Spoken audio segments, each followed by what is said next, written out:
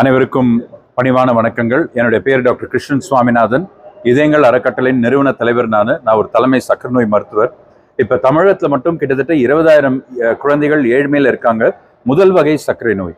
இந்த குழந்தைகள் வாழ்நாள் முழுதும் இன்சுலின் ஊசி 4 வேளை போட வேண்டும். இதை தவிர 3-4 தடவை சுகர் பாக்கை செக் பண்ணும்.